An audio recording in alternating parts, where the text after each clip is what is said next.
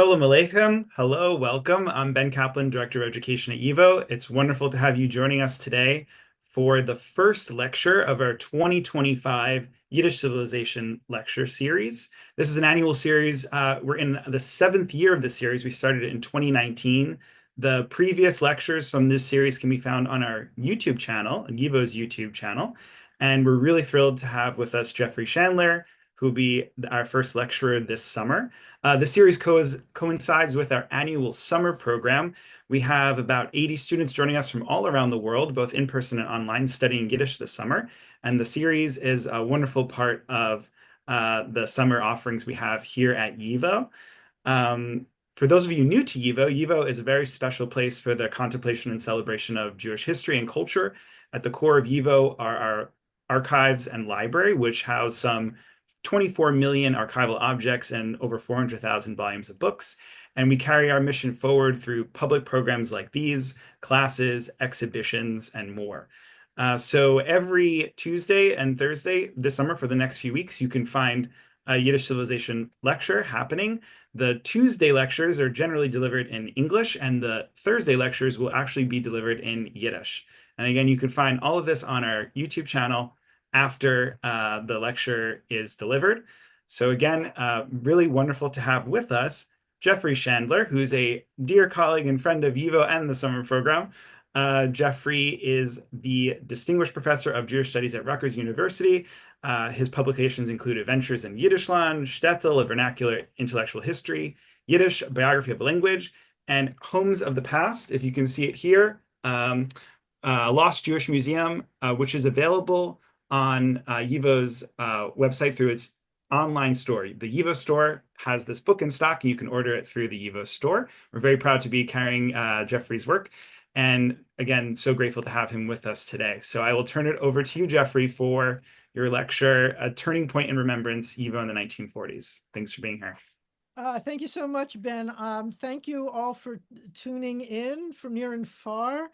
And I'm delighted to be able to kick off this series, and especially because it is in part for the summer program, because the summer program is where I got my start in Yiddish studies, and I'm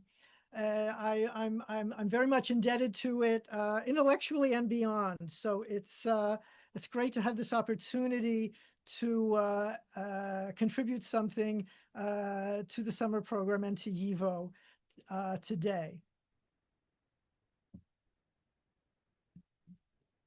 And what I'm going to do now is share my screen.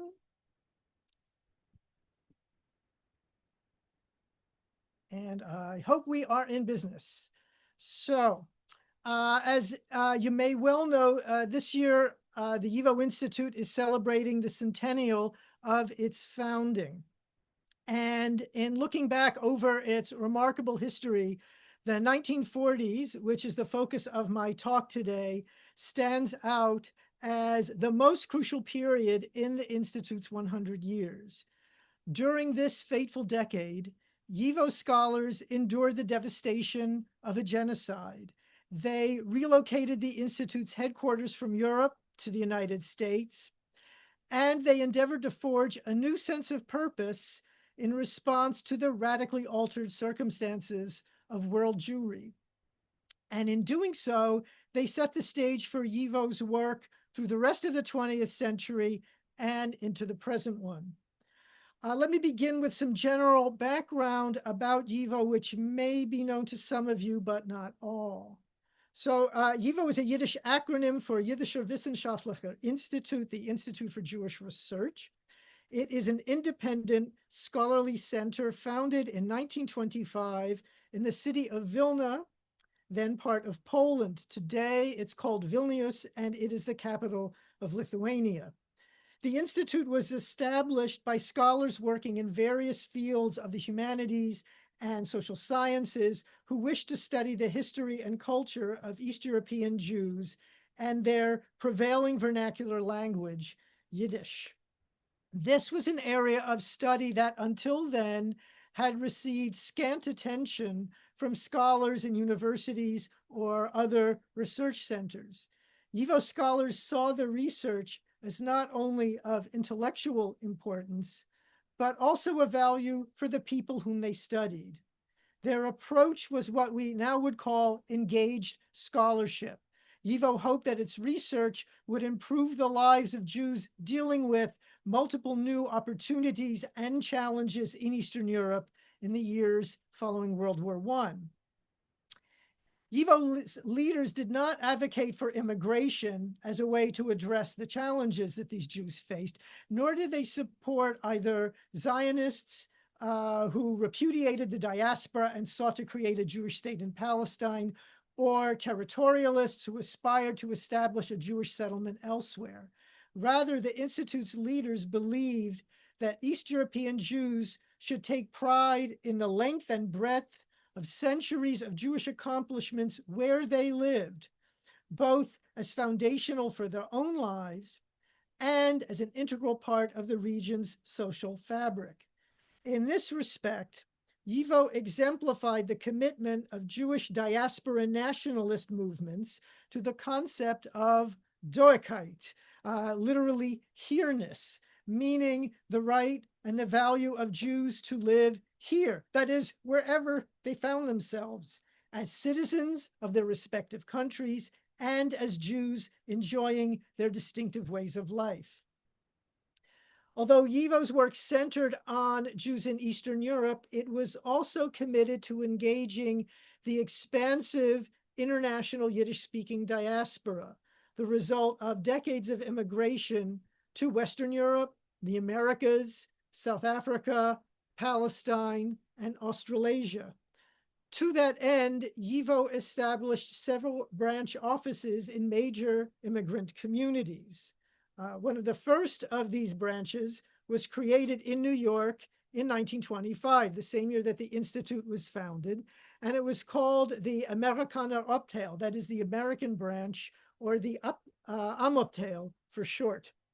In addition to convening its own annual conferences and issuing scholarly publications, the Amabteil played an important role in raising funds for YIVO's operations in Vilna. But then on September 1st, 1939, Germany invaded Poland, starting World War II. And on September 19th, Soviet forces occupied Vilna. Shortly thereafter, plans took shape in New York to designate the Amabteil as YIVO's provisional headquarters for the duration of the war. Some of YIVO's scholars in Europe were disturbed by the message that shifting its headquarters to New York, even temporarily, would send to world Jewry about the Vilna Institute's confidence in its own future and that of the Jews of Eastern Europe. Despite these concerns, in 1940, two of YIVO's founders, the linguist Max Weinreich, who you see on the left, and historian Elias Cherikover, made their way from Europe to New York. There they joined colleagues who had arrived before the start of the war. The linguist Yul Mark in 1936, sociologist Yakov Leszczynski in 1938. In addition, other scholars committed to YIVO's work had been living in the United States for a decade or more, including the historian Jacob Shatsky, the librarian Mendel Elkin, linguist Yuda Yoffe, and literature scholar Shmuel Niger. Some of these scholars initially assumed that YIVO would stay in the United States only for the duration of the war, after which they would return to Europe and resume their work in Vilna, though likely in a much altered post-war environment. But then German forces captured Vilna on June 24th, 1941, and they interned the city's Jews in a ghetto in September of that year. This news, plus reports of the mass murder of Jews throughout Eastern Europe, shattered the hope of reestablishing YIVO in Vilna, or for that matter, anywhere in the region.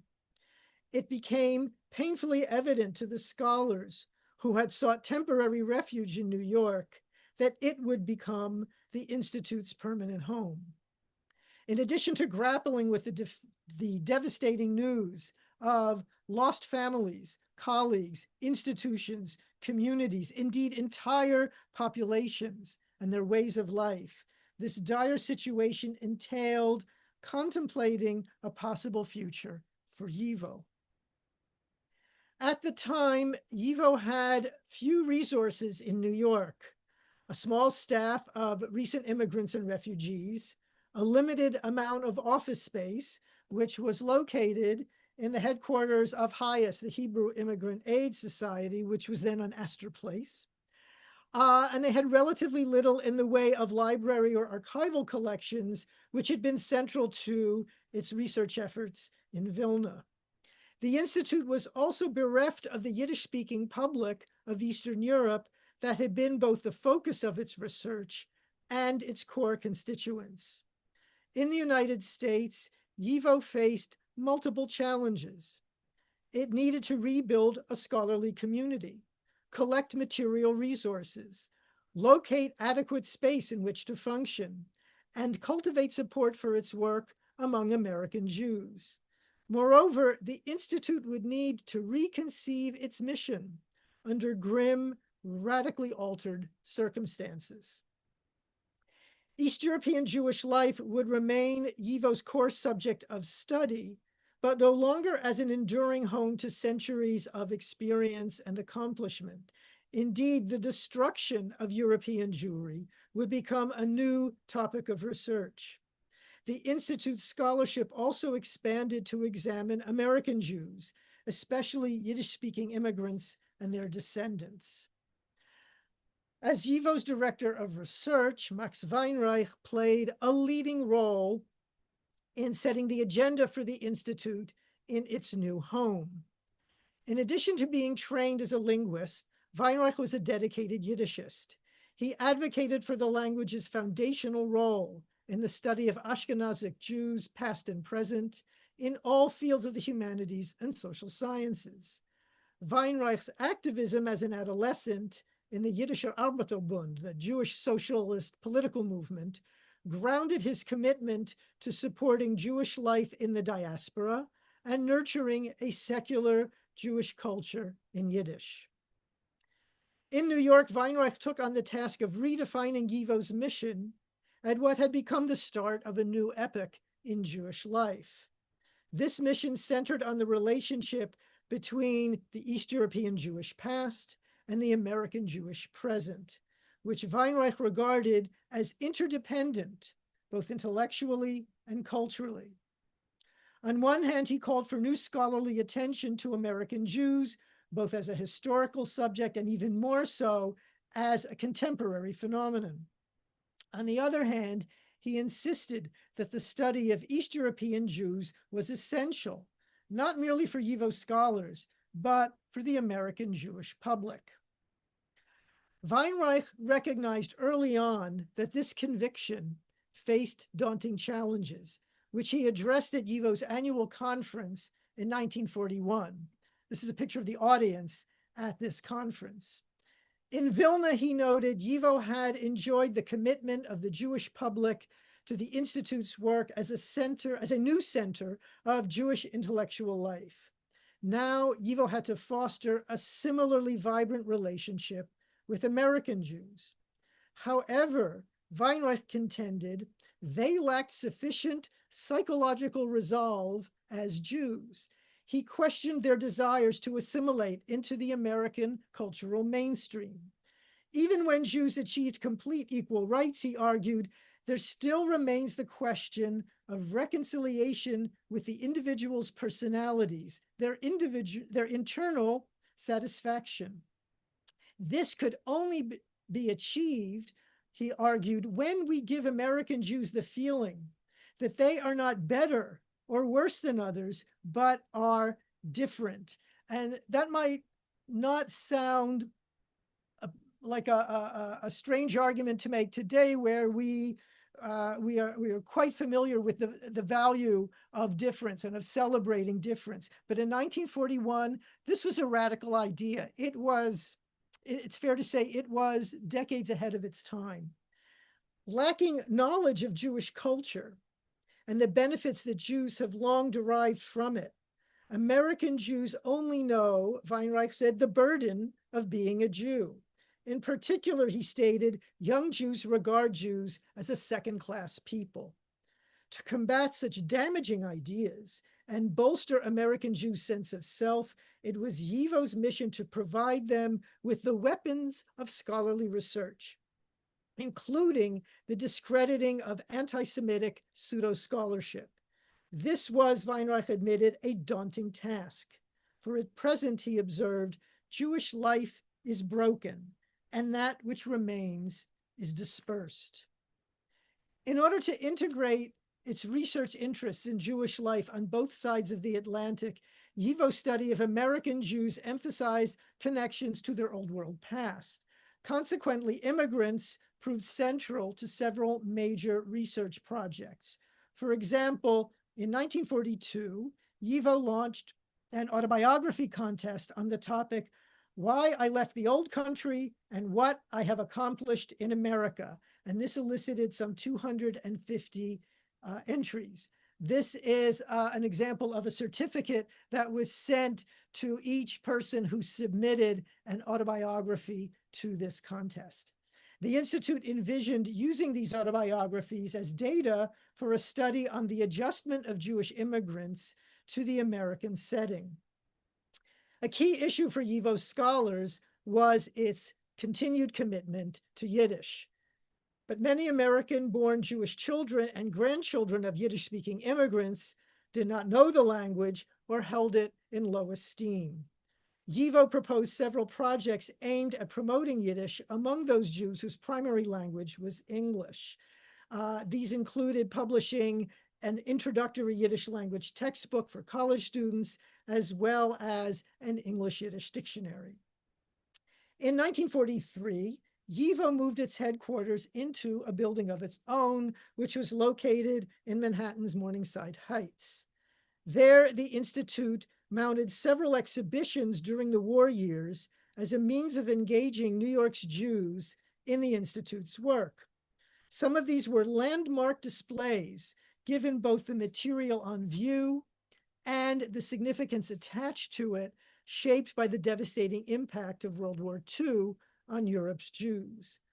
Among these exhibitions was YIVO's presentation in January of 1944, titled Pictures of Jewish Life in Pre-War Poland.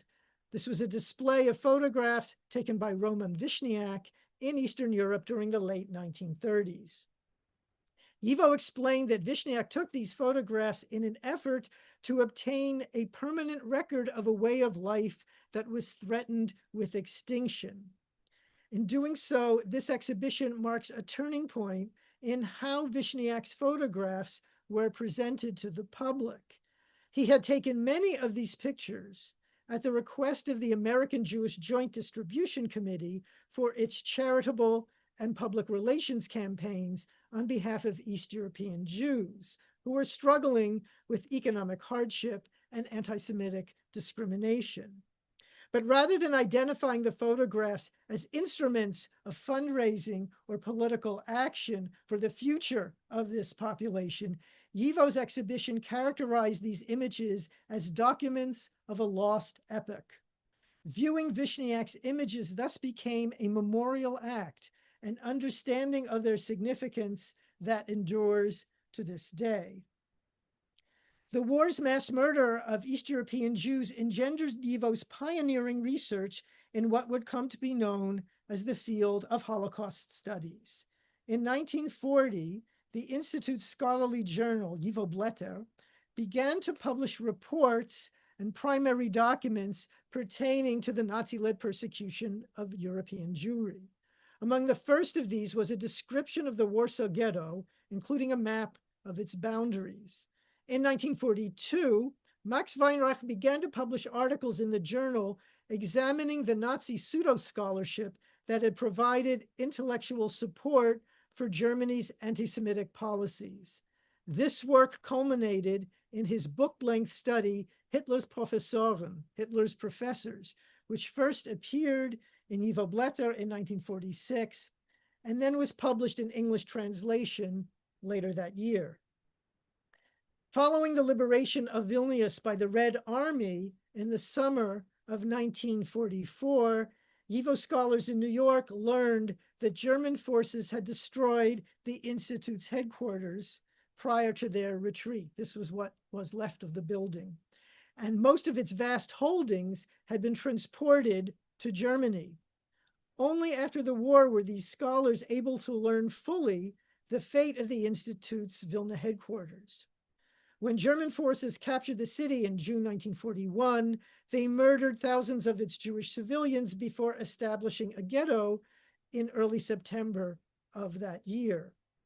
In the following month, German occupiers began to assess the scope of the city's collections of Jewish books, manuscripts, and other materials. They sought to determine which items should be confiscated and sent to the Nazi regime's Institute for the Study of the Jewish Question, which was located in Frankfurt, and which items should be destroyed. To carry out this operation, a number of Jews imprisoned in the ghetto were conscripted for the purpose of sorting and cataloging these materials under German supervision. Some of this work took place in YIVO's former headquarters, which was being used by Germans as a military barracks. In the course of this work, some of the Jews sorting through the materials in the YIVO building contrived various ways to save selected items from being either confiscated or destroyed. At great risk to their lives, they smuggled some of these materials into the Vilna ghetto, where they were secreted in several hiding places. As the preponderance of items taken out of the YIVO building for hiding were books and documents, their rescuers were nicknamed the Paper Brigade. And this clandestine operation continued until shortly before German forces liquidated the Vilna ghetto in September of 1943. News of the destruction of YIVO's headquarters in Vilnius, the confiscation of its holdings, and above all, the mass murder of Europe's Jews loomed over the array of initiatives that YIVO scholars in New York pursued during the 1940s, as they strove to establish a new mission for the Institute in America. One of the most promising and ambitious plans that YIVO initiated at the time was the creation of a museum. At some point in 1943, YIVO began to draw up plans to open what was originally called the Museum von Jiddischen Städten, the Museum of the Jewish Town.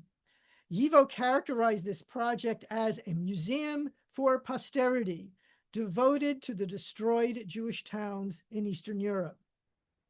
Housed in its own building, the museum would be organized by localities within regions. That is, materials from each town would be displayed as a unit, and individual towns would then be grouped regionally. For example, in Bessarabia, in Podolia, Volhynia, Lithuania, Polesia, Galicia, and so on. The museum would, in effect, reproduce a map of Eastern Europe in terms of its history and geography of Jewish settlement. This arrangement would represent Yiddish-speaking Jewry as a nationality with a defining geographic presence throughout Eastern Europe.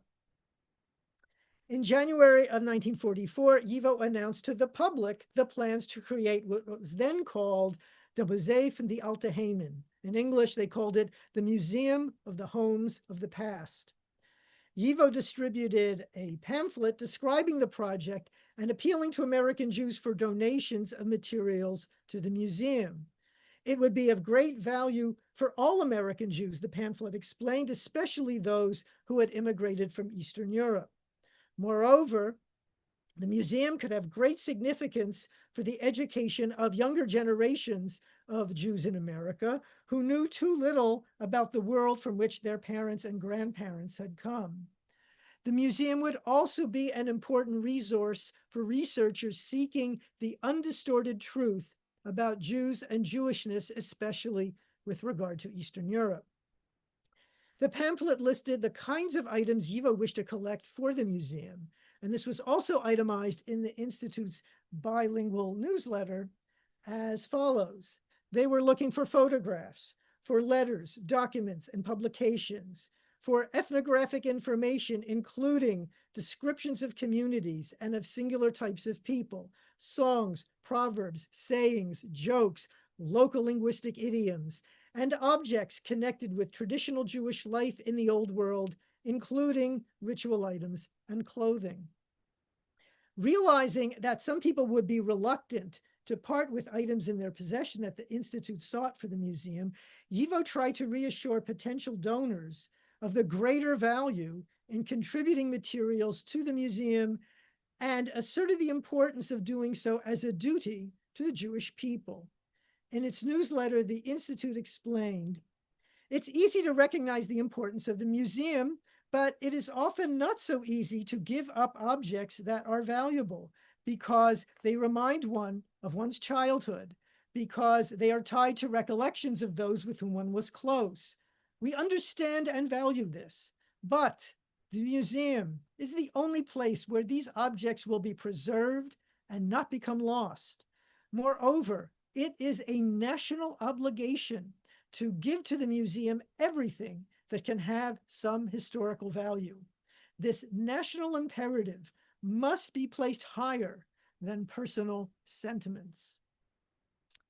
So YIVO collected contributions and materials for the Museum of the Homes of the Past during the ensuing 2 to 3 years and reported periodically on these acquisitions in its newsletter. In August 1946, an inventory listed an overview of items that YIVO had received until then for the museum.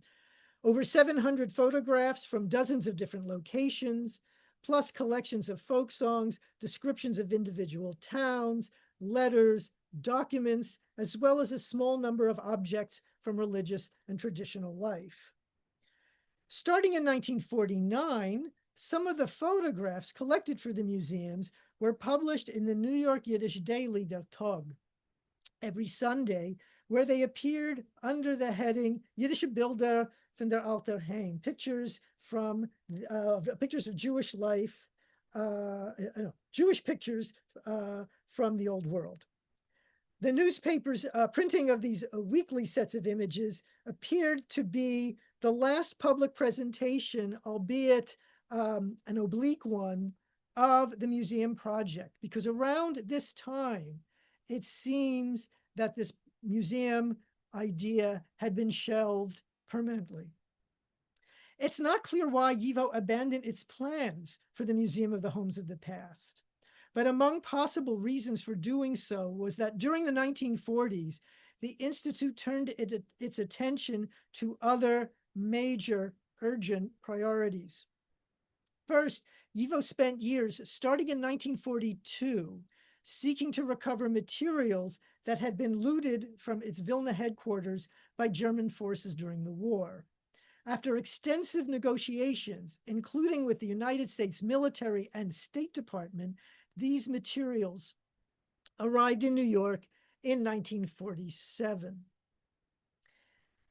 At the same time, the Institute began to focus on a new area of collecting and research, what we would now call Holocaust studies.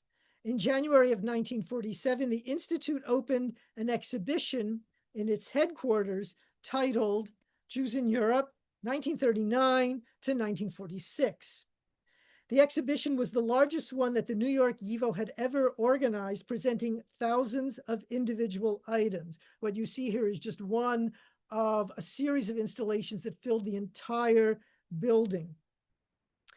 The exhibition displayed numerous maps, records, and photographs documenting the genocide of European Jewry, materials that YIVO had recently collected. In addition, the exhibition included artifacts donated to the Institute by Holocaust survivors who had recently arrived in the United States. Among these items were concentration camp uniforms and yellow badges in the shape of a six-pointed star that Jews were compelled to wear in some Nazi-occupied countries. YIVO had also begun to pursue other endeavors for engaging American Jews, launching research projects on contemporary Jewish life in the United States, publishing new scholarship in English as well as in Yiddish, and offering a research training program in Jewish studies to American students. Perhaps YIVO's most enduring effort in this regard was the 1949 publication of College Yiddish, an introduction to the Yiddish language and to Jewish life and culture. Written by Uriel Weinreich, Max Weinreich's elder son, it is still in print and still in use to this day. In addition to these developments, there was perhaps a more fundamental challenge to realizing YIVO's plan to create the Museum of the Homes of the Past. The Institute's vision for the museum and for understanding Jewish life in Eastern Europe more generally reflected a pre-war sensibility. YIVO conceptualized Jews as a diaspora nationality rooted for centuries in Eastern Europe, whose national language was Yiddish. This model related to Jewish life in pre-war Poland, but it did not speak to Jew circumstances in mid-20th century America. But if YIVO's vision for the Museum of the Homes of the Past was, in this sense, too late, rooted in a pre-war sensibility, it was also, in a different way, too early. The idea for the museum anticipated subsequent efforts to memorialize pre-war East European Jewish life, efforts that began to appear in the United States during the first post-war decades. These works took shape primarily in print, including photo albums, anthologies, essays, and scholarly studies. Though not the work of YIVO, these examples shown here all involve people who had a connection of some kind to the Institute. And then during the 1970s and 80s, YIVO undertook several initiatives of its own to address this subject in the form of major archival collections, exhibitions, publications, and a documentary film. These undertakings exemplified a new interest in Jewish life in Eastern Europe before the Holocaust among Jews born in North America after the war. This generation had not directly experienced pre-war East European Jewish life or its destruction. Rather, they encountered this past as a discovery made from the distance of time and place.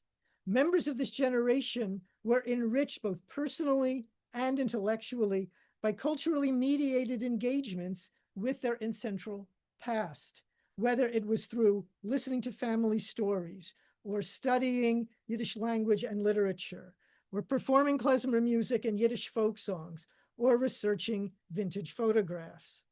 With these undertakings, the connection that YIVO's refugee scholars had sought to forge in the 1940s between bygone Jewish life in Eastern Europe and American Jews in the post-war era might seem to have been realized at last. But these initiatives also demonstrate how the interest in this past has changed over time, an interest that continues to develop into the present.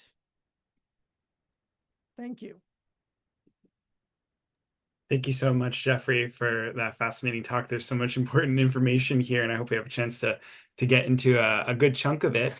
For those of you who are interested in asking Jeffrey a question, you can put your questions in the Q&A function, so not the chat, but the Q&A function, and we will answer as many questions as we can. So feel free to put your questions in there. I have a few questions myself, Jeffrey, while we're waiting for folks. Okay. Just to get us going, I'm curious, we just had our YIVO in America conference, and there was discussion of how YIVO, there was this move away from the lachrymose view of Jewish history. But then scholars like Weinreich, there were times at which it was sort of impossible to slip into that mode, given the catastrophe that they were dealing with. And I'm curious, sort of for your own work as a historian, how you think about this, and do you find yourself in your work resisting or drawn to various modes in how you approach a new topic you may be researching? It's a really important question. Thank you for it. I would say if we look at how these scholars who had left YIVO one way or another are in New York during the war, and they are learning the absolute worst beyond what they could imagine of what had happened to everything they lived and worked for. To me, it's remarkable that they just didn't sink into despair, and that instead, while they were despairing, and you can hear that in things that Weinreich said, for example, in that 1941 talk he gives to the YIVO conference. He says, Jewish life is broken. So he's not avoiding the topic. But in response, they say to themselves, well, what do we do now as an institute? And in a way, I think to have this as not just an individual issue, but a collective issue was key as a way for them to think about moving forward. They had to, they were scholars and they were going to not stop being scholars. And they had a strong belief in the value of their work. They saw scholarship as a weapon, right? To fight American Jewish ignorance, to fight anti-Semitic pseudo-scholarship. So they saw it as having public value as well as just it's important for scholars. And so for me,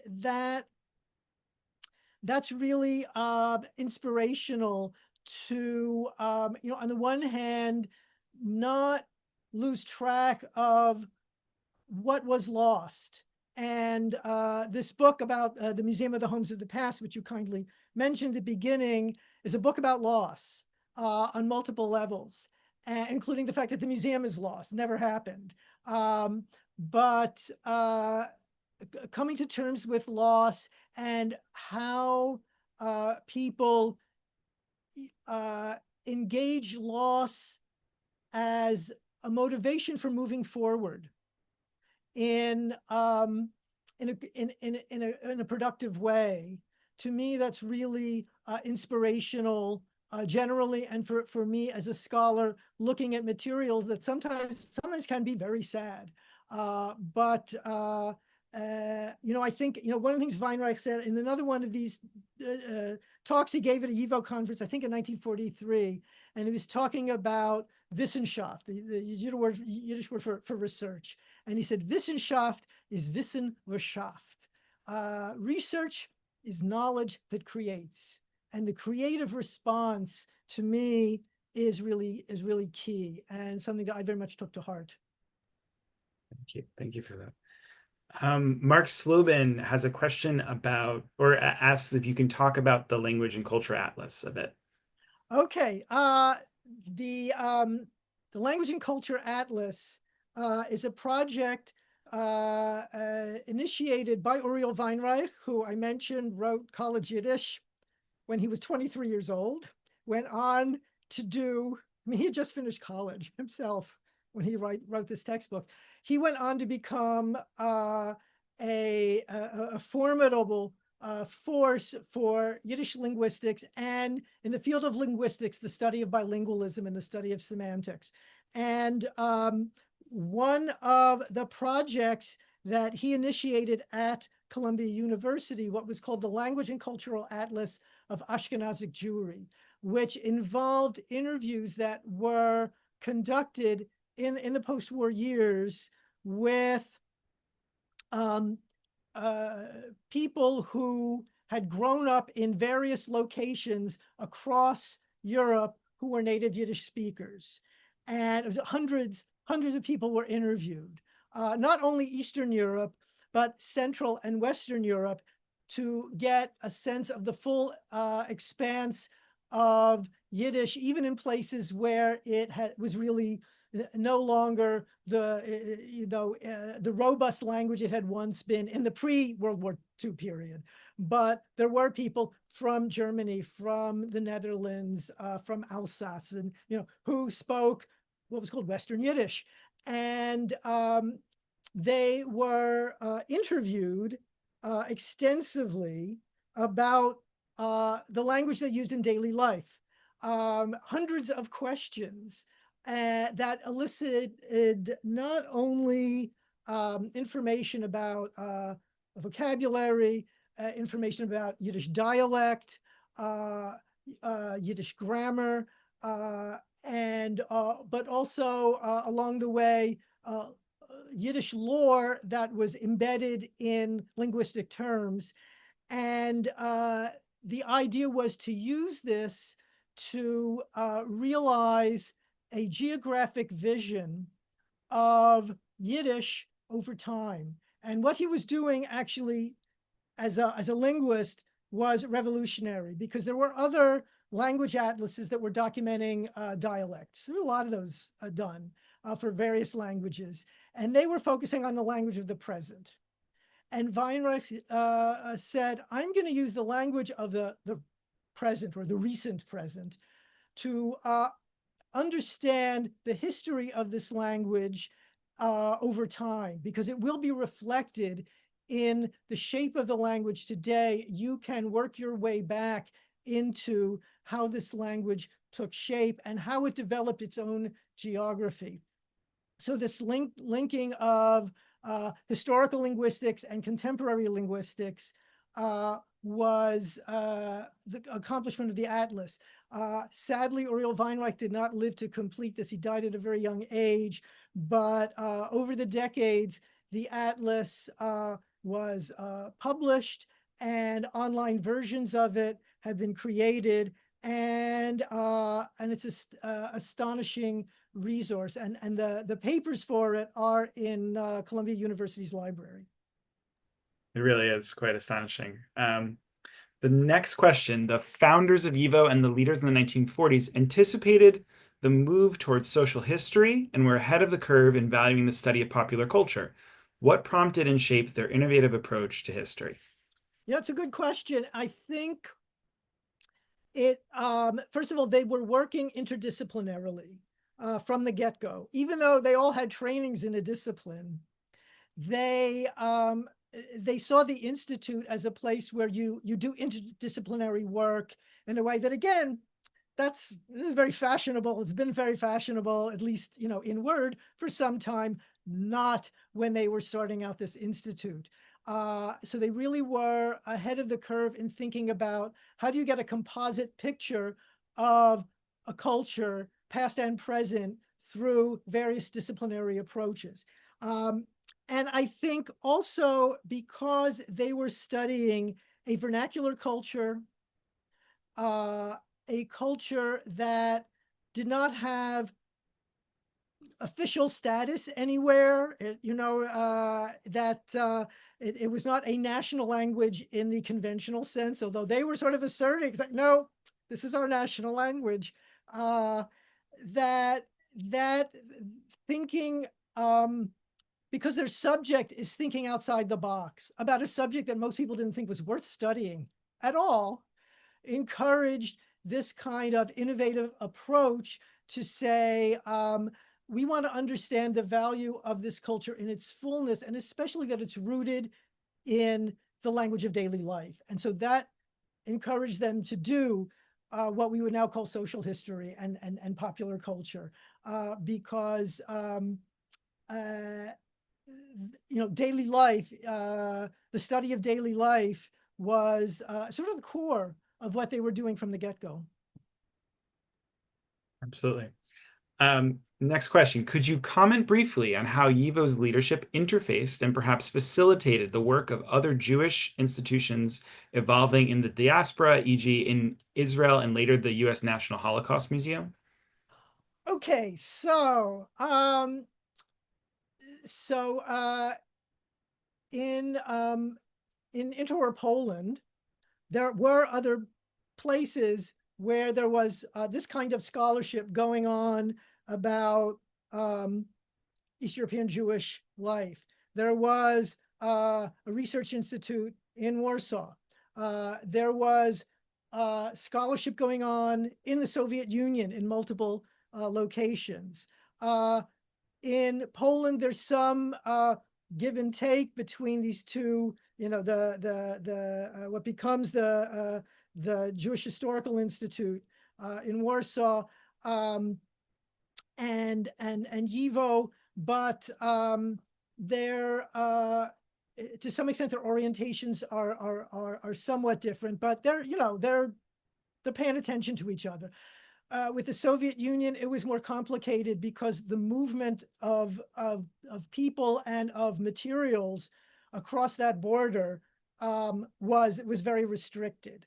So there's knowledge of what's going on. There's also certainly for YIVO a real discomfort with the ideological mandate for Soviet scholarship on Yiddish culture and on Jewish life. So and vice versa, because the guys in the Soviet Union would be happy to tell you, what was wrong with what YIVO was doing because they, I don't know, lacked class consciousness or something. Anyway, so there's that. Then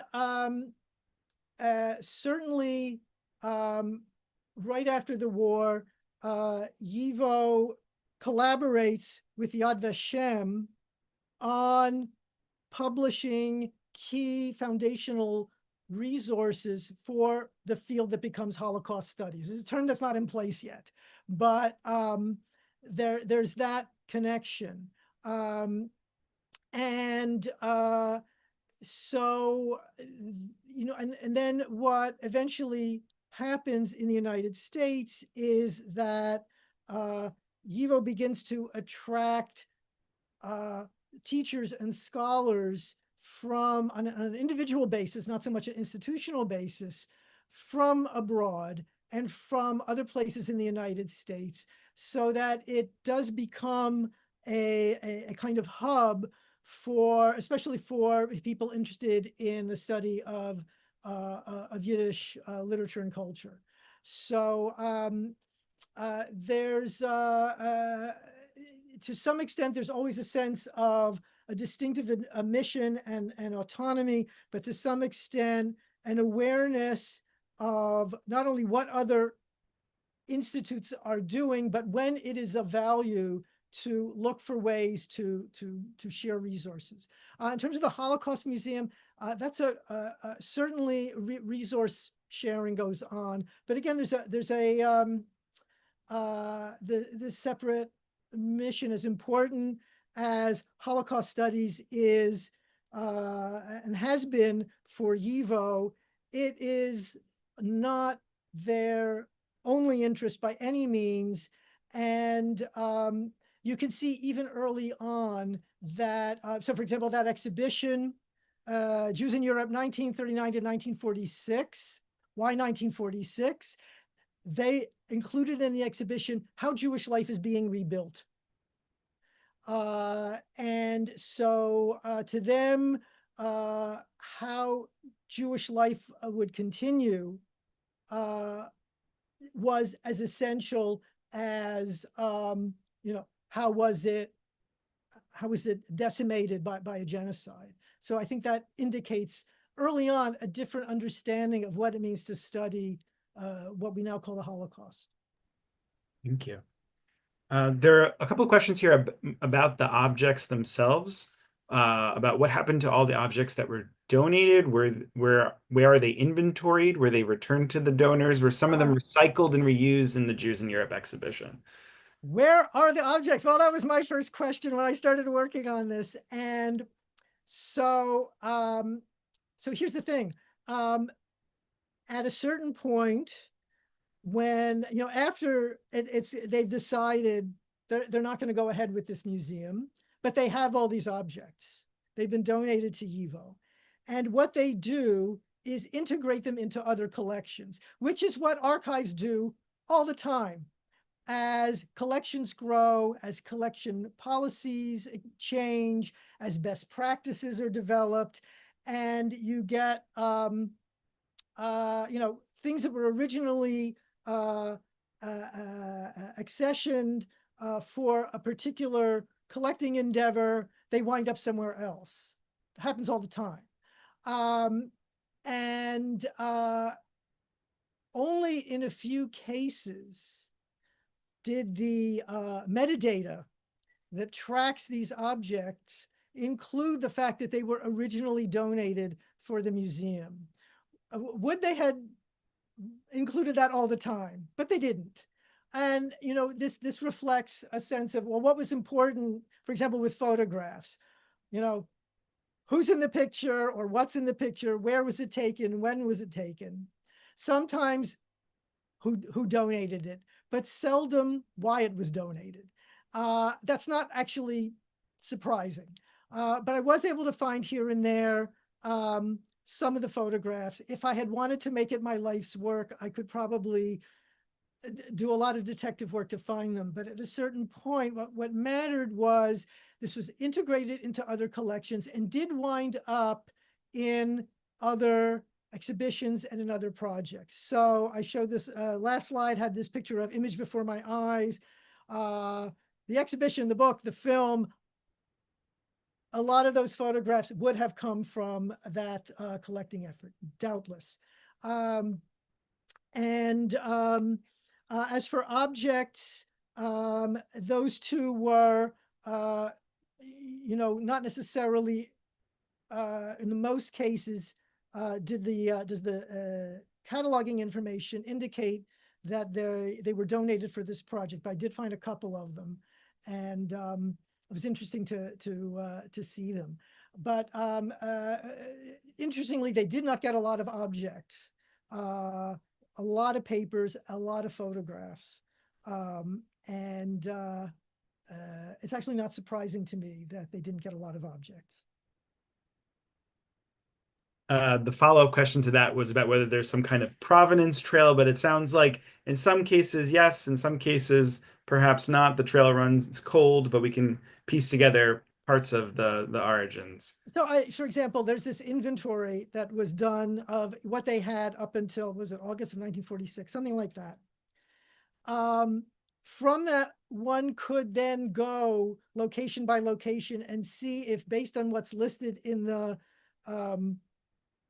in that inventory, what is definitely or likely something that was donated for that. That one could do that, but for the most part, it would be a real challenge to be able to find that. And I think today there's much more generally attention to tracking what is donated, not only what is donated, but where things donated to archives and museums, where do they come from, and where did the person giving it to you get it from, and possibly going back further. This has become an issue of increasing interest, certainly in museums, but in archives as well. This is something that gets attention it just wouldn't have gotten back in the 1940s. I think we have time for maybe one or two more questions. There's one more question about the understanding of Yiddish as a national language, and for writers and thinkers who maybe didn't view Yiddish and the Jewish people as kind of having that kind of national cohesion. If you can comment on any aspect of that. Right. So this was a key value of secular Yiddishists who conceived of Yiddish-speaking Jewry as constituting a nation defined by language, not defined by territory, even though before World War II, the heartland, if you will, is Eastern Europe, on that, like that map that I showed earlier, but with an understanding then that this is a nation that has outposts, satellites around the world, and that the language is the foundation, and that that it brings people together as a nationality, as the equivalent of a nation, but not a nation state. So this was, this is an idea that would have evolved out of ideas about nationalism in Europe, and especially Eastern Europe, in the late 19th century, where it becomes like the rubric. Everybody wants to be a nation because they don't want to be in empires anymore. They want out of the Habsburg Empire and out of the Austro-Hungarian Empire and out of the Ottoman Empire, and they want to be a nation. And so one of the questions being posed to Jews was, well, we can be a nation too. And then came up the question of, well, you don't have turf. You don't have physical geographic territory the way all these other groups could. And so part of what it inspires are movements. Well, let's get some turf, Zionism or territorialism. Territorialists said Palestine might not work. There's other people living there. Could be a problem. So let's look for a place where nobody else lives and get the land and create a Jewish territory there. So you have that impulse. And against that is this idea that you don't need turf. What you have is a network sustained by language, which circulates. And remember, this is before the internet. Well before the internet, it circulates in print, and it circulates as people are moving around the world, immigrating, traveling for various purposes. And that's the vision of what makes us a nation. It is obviously not the only idea that Jews had about how you constitute a nation, including linguistically, but that was key for people working at YIVO and above all Weinreich. Right. So maybe in the final minute or so, I'm curious to ask you, Jeffrey, the YIVO you first encountered was after the 1940s, and I'm curious what your impression of that YIVO was in terms of how it understood itself and its mission at that current moment in time, and perhaps maybe how it compares to today. Okay, well, I feel like came at a very propitious moment, because there was this remarkable overlap of people who worked at YIVO who were Holocaust survivors or American born, but born before the war, were native speakers of Yiddish, among other languages. And then there were people like me, born in the United States after World War II, Yiddish, sometimes a first language, sometimes I describe myself as a native listener, not a native speaker. And it was a very exciting place to be, to have that kind of give and take between two different generations with two different experiences and sensibilities. And a key thing, which I mentioned at the end, was that for people of this post-war generation, myself included, there was an excitement of discovery. So whereas sometimes for an older generation, a sense of loss, a sense of decline was hard to not have that dominate, and for good reason. But that was not how I think people in my generation, encountering sometimes the same thing, it was an excitement about something you didn't know that was marvelous, that was intellectually stimulating, that was culturally creative, and you wanted to know more and you wanted to work with it. And I think that that interface was really key in that moment. I don't know how that compares to the present. There will always be some kind of generational overlap, but this was a very distinctive one for the Institute's history. Definitely, and further generations of Wissenschaft. And again, Jeffrey, we're so grateful to you for illuminating this history for us, and for joining us again. And to all of you who joined us for the lecture, we hope to see you back at YIVO again soon. So keep in the loop on all of our lectures and other offerings, and we hope to see you back again.